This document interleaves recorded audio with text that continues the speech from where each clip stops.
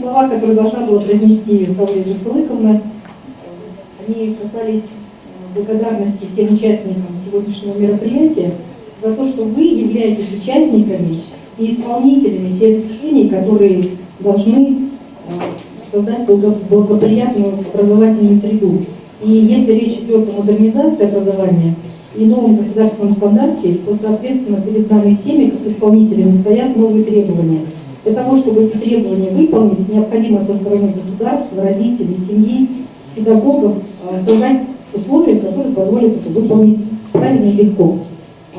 Сегодня в своей презентации мы сегодня раскроем основные факторы, условия, которые создаются благодаря тому, что местная администрация, органы управления Министерства образования создают необходимые условия, и речь пойдет о социальном партнерстве, участии различных ведомств и родительской общественности, которые позволяют существовать в школе города Бишкек как одной из успешных площадок, где ребенок чувствует себя в безопасной среде, где он может социализироваться, и там, где формируется личность, в той именно среде, на которую мы все с вами вместе влияем.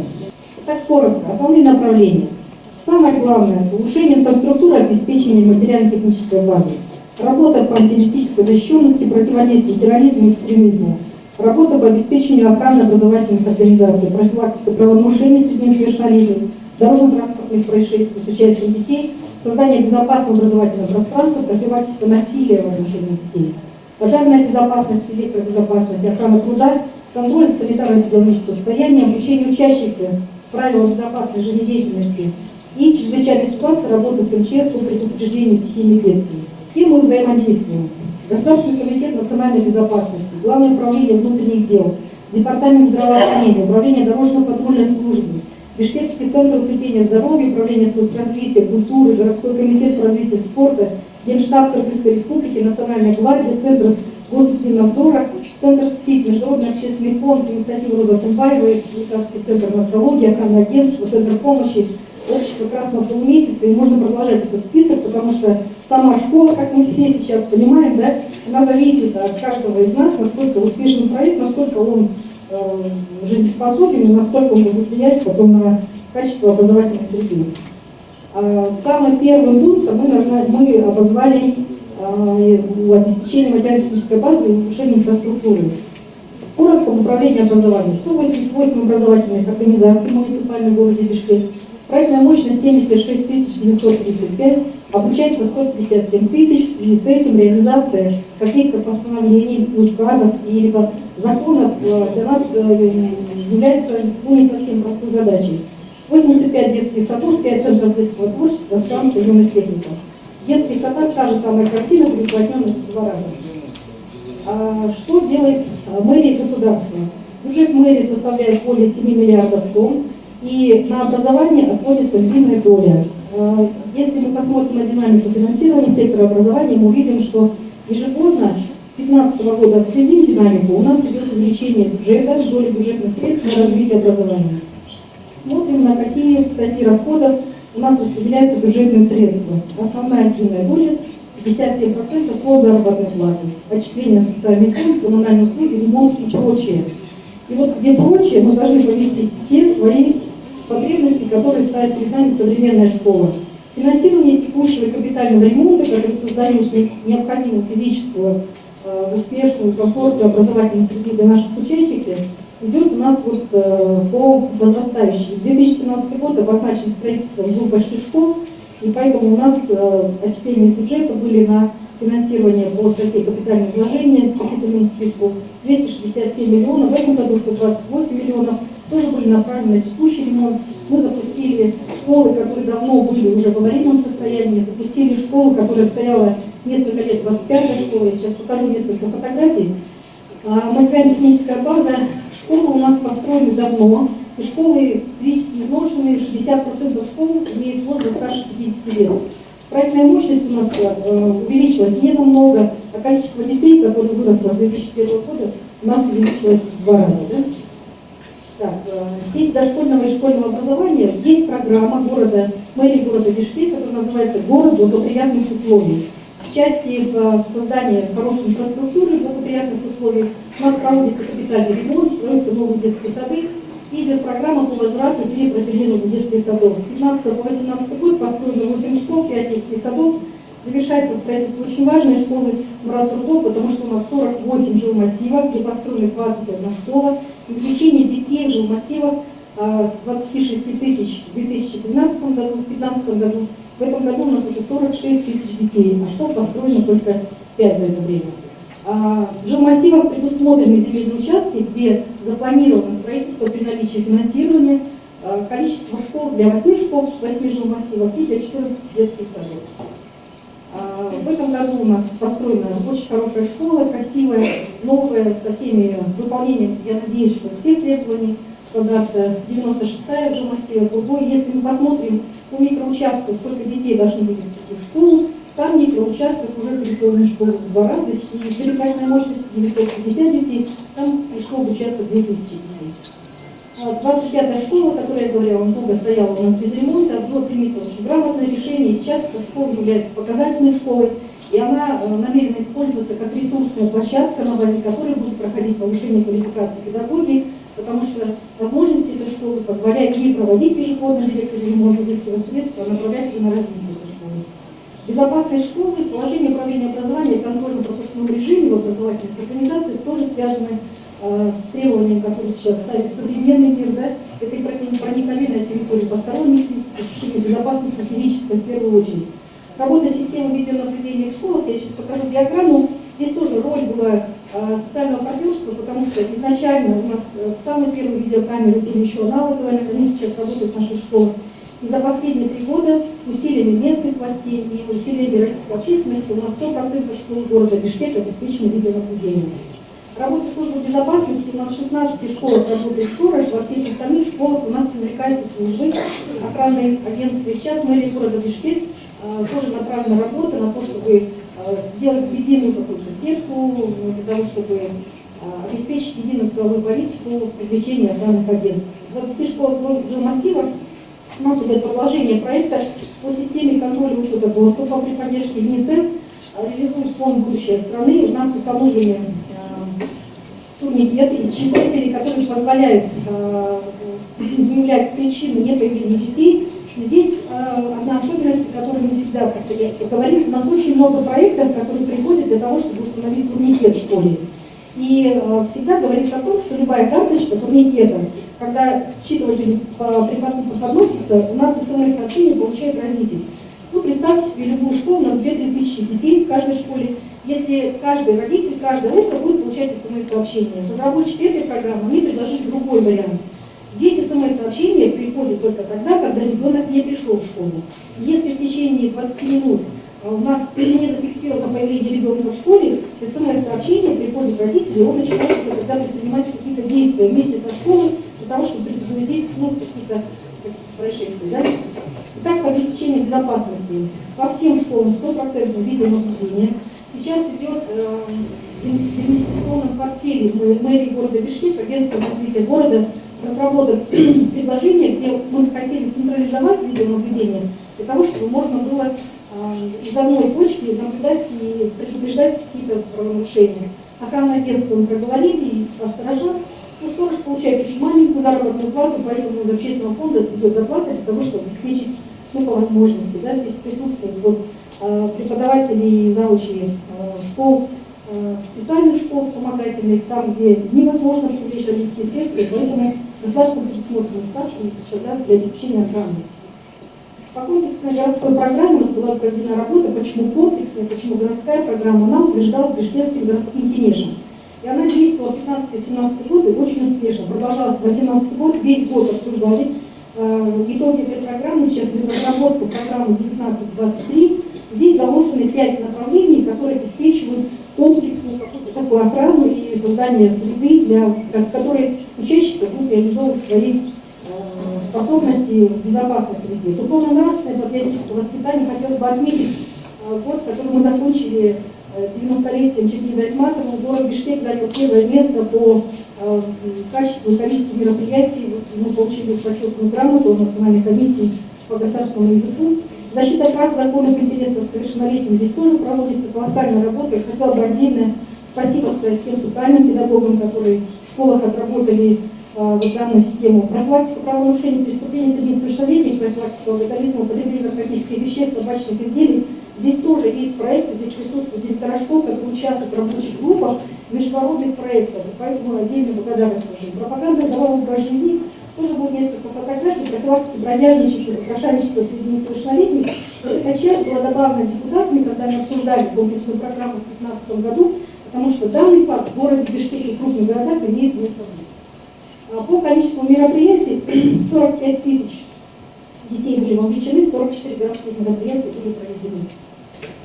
Проект комплексной программы с участием депутатов городского Кенеша, с участием служб активно проходило обсуждение, были разработаны ряд предложений, которые улучшат работу и обеспечат тогда ее реализацию более успешной. Какие формирования реализации данной программы здесь обозначены? Школами проводится колоссальная работа по выявлению детей, которые находятся в трудной жизненной ситуации. Составляется социальный паспорт учащихся школ, и у нас идет динамика понижения. Если в прошлом году при 147 тысячах детей у нас за последние 5 лет увеличение детей на 10 тысяч в плюсе. Каждый год больше детей приходит в школу, обучается в школах.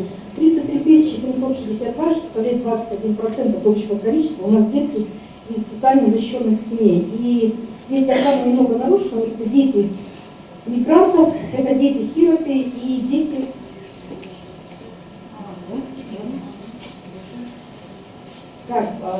Психолого-педагогическое сопровождение детей проводится в школе.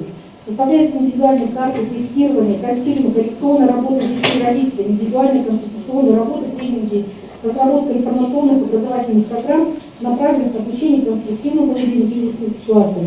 Показатели группы риска здесь тоже обозначены в процентном соотношении. Это проблемы со сверстниками, с педагогами, взаимоотношения в семье, депрессивные, поведенческие, подвержены комплексам. И хотел бы особую благодарность выразить тоже мэрии города Бишкек, потому что в городе Бишкек на психологов у нас определены финансовые средства, и ставки психологов у нас есть во всех школах.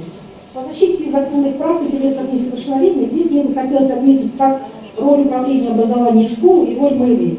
Работа школьной социально-педагогической и психологической помощи детям, психолого-педагогическое сопровождение, индивидуально-групповая работа с учащимися, по заявлению школы, внесение вопросов на рассмотрение комиссии по делам детей, оказание поддержки учащимся из социально защищенных семей, содействие в восстановлении документов, материальная поддержка, решение вопросов, определение опекунов и так далее.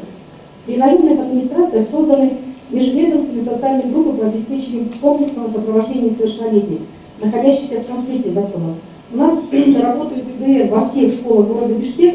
Это приказом министра обороны в 2013 году участковые милиционеры, они на половину дня были закреплены за школами, и еще дополнительно нагрузка у них была, чтобы они наблюдали за безопасностью на своих участках.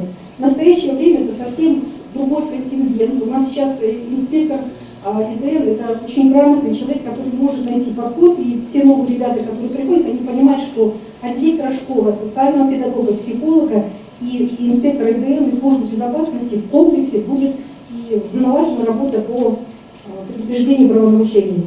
98% увеличилось участие сотрудников отдела защиты детей на допросах несовершеннолетних. Разработаны механизмы по работе с детьми в конфликте закона. Разработана памятка для сотрудников социального развития по социальному сопровождению детей в заключении. Инструкция действий для сотрудников образования при обнаружении фактов насилия в отношении детей, памятка для сотрудников МВД. И межведомственная схема быстрого реагирования на факты насилия при поддержке общественного лица была разработана.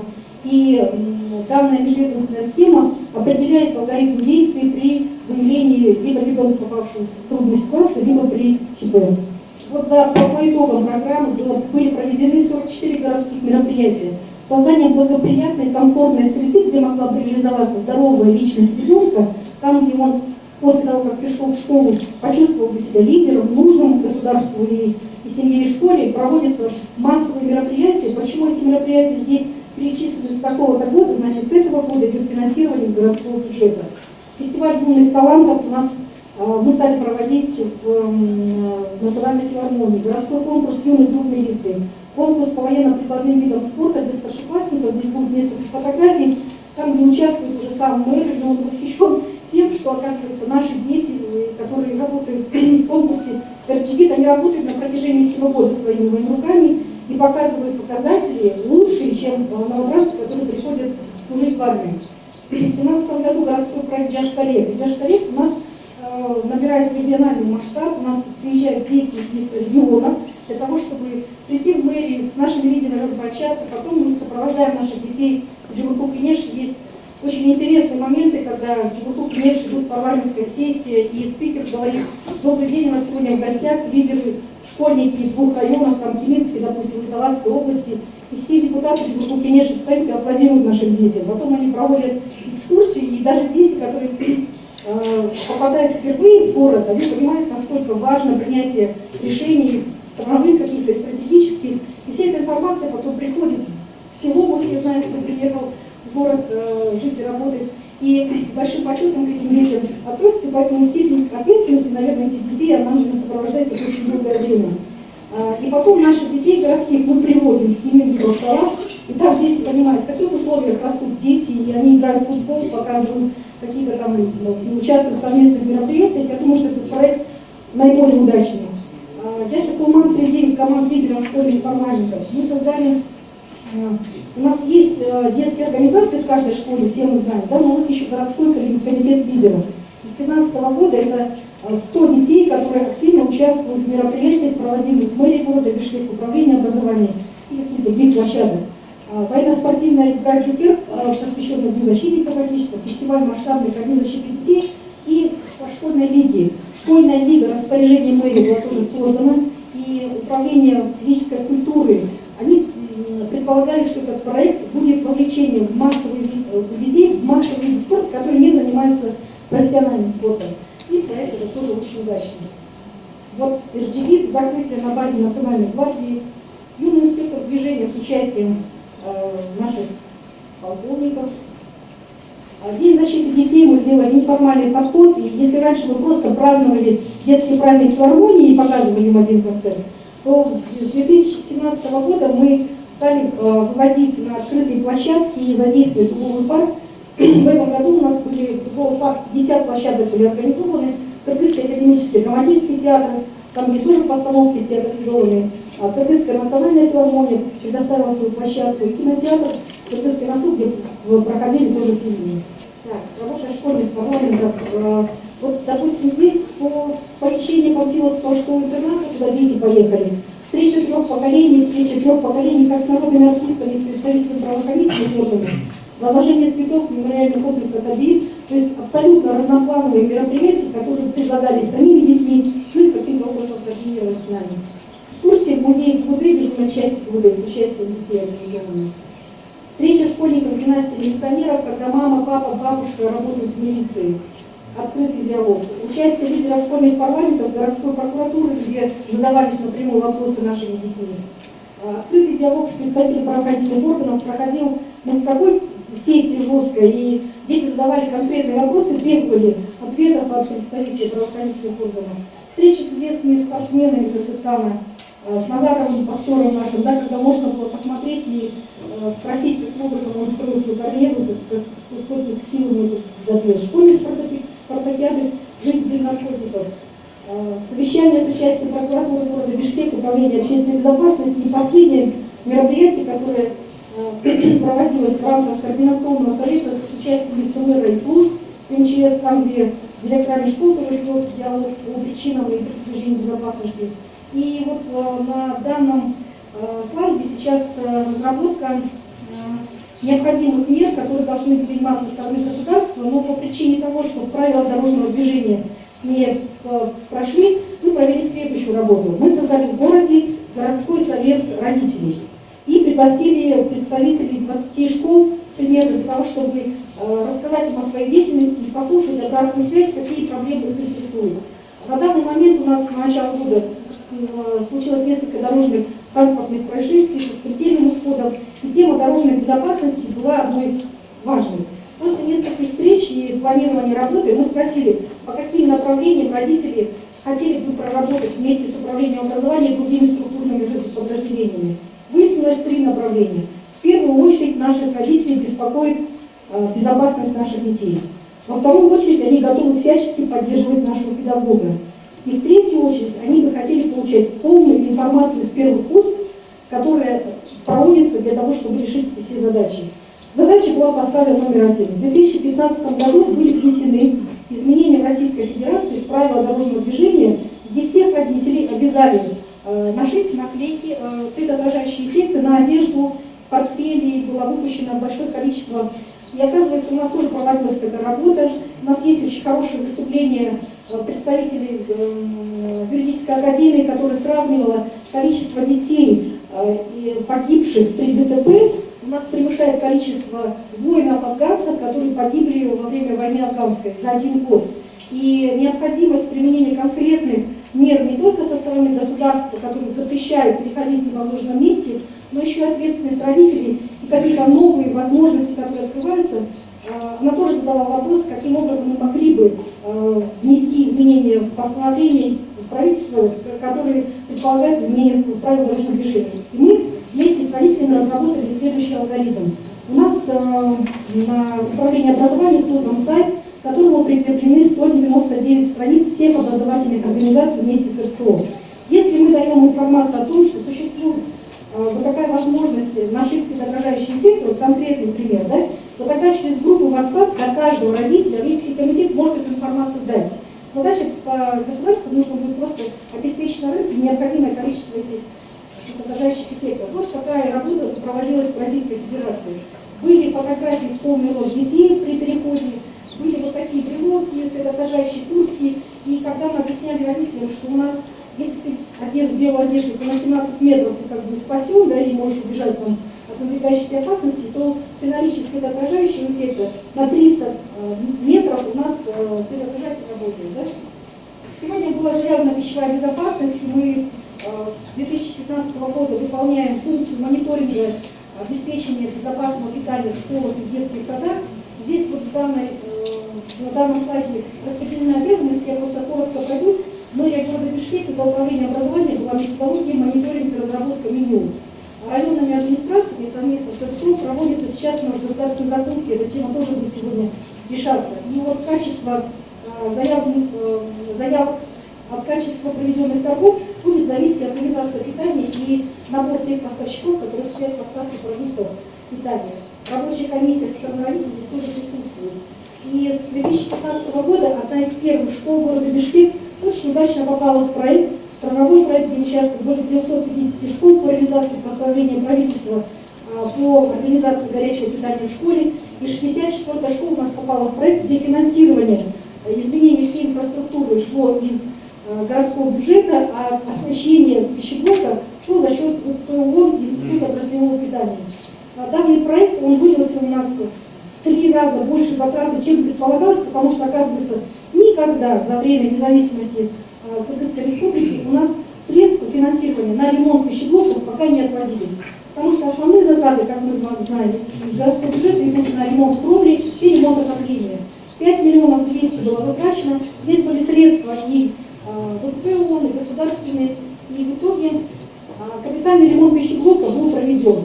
И все мы сегодня знаем в основном, как выглядят пищеблоки наших школ. Сейчас это школьный ресторан, где присутствует весь набор технологических возможностей, где проведены обучение персонала, где новая форма, новые перчатки, где есть жироулавливатели, где есть посудомоечные машины, где есть все условия для того, чтобы накормить не просто 60% детей 1-4 классов, но и всю параллель для того, чтобы получили питание всем. Провели очень большую работу с родителями, где показали, если из государства у нас выделяется 7 сом, и 7 сом добавляется еще в городе, получается сумма 14 сом, на которую мы обеспечиваем питание детей 1-4 классов бесплатно. Если добавляется 10 сом родители будут направлять из собственных средств, то тогда на 24 сома мы можем обеспечить уже более не просто калорийная, наполненная углеводистой пищей, но еще и пищей, которая будет нравиться нашим детям. Мониторинг организации школьного питания, 64-я школа у нас сейчас является ресурсной площадкой, на которой тоже проводим семинары по обеспечению безопасности пищевой. В 2017 году вот этот пилотный проект показал, что необходимо принимать кардинальные решения, и мэрия обратилась за технической поддержкой ВПП ООН.